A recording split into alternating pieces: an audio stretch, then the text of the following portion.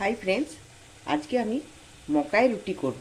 মানে যেটাকে ভুট্টা বলি, ওটাকে পিষিয়েছি আটার মতন করে ওটা রুটি করে দেখাবো কেমন করে রুটিগুলো আমরা করি। এটা শরীরের জন্য উপকার, শীতকালে খেলে খুব ভালো। দেখো গরম জল করতে দিয়েছি, জলটা ফুটে গেছে, আর একটু নুন দিয়ে দিচ্ছি। এটা নেড়ে দিচ্ছি একটু নুনটা।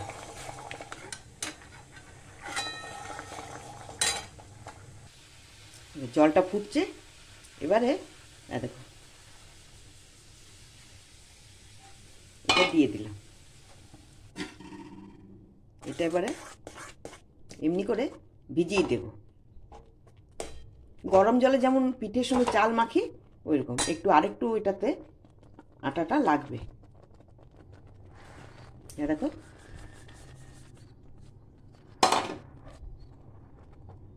গ্যাসটাকে অফ করে দিয়েছি। এটাকে যে জলটা আছে ওটাতে মাখিয়ে রেখে দেবো। ও জলটা চুষে নেবে, মানে একটু হালকা এটাতে সেদ্ধ হয়ে যাবে না।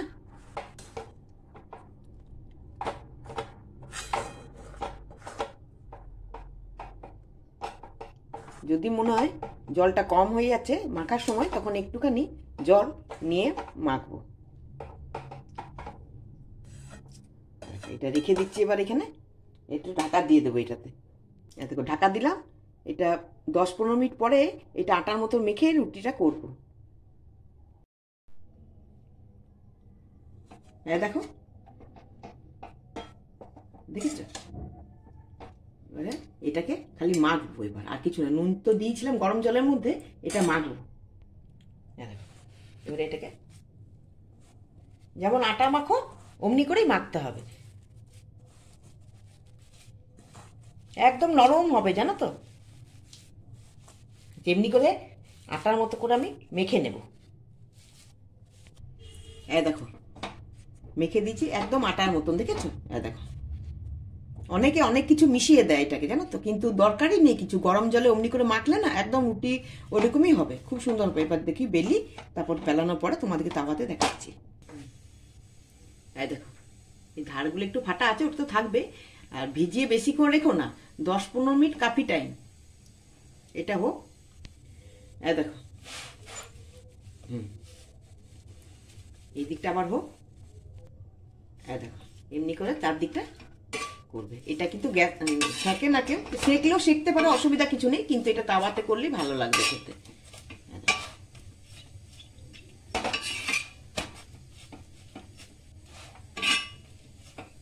এর সঙ্গে সর্ষে শাক খুব ভালো লাগে, জানো তো।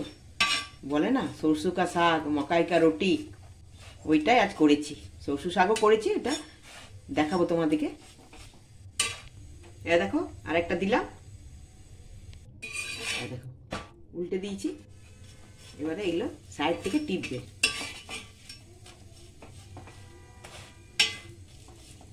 একটু হয়ে যায়, তারপর আবার পাল্টে দিয়ে দেখাবো। দেখো এইভাবে চারদিকটা টিপে দিলে কাঁচা থাকলে কোথাও সেটা বোঝা যাবে। এমনি করে পুরোটাই করে নিলাম। এটা আগুনেও সেঁকতে পারো, কিন্তু আমি তাওয়াতেই সেঁকছি।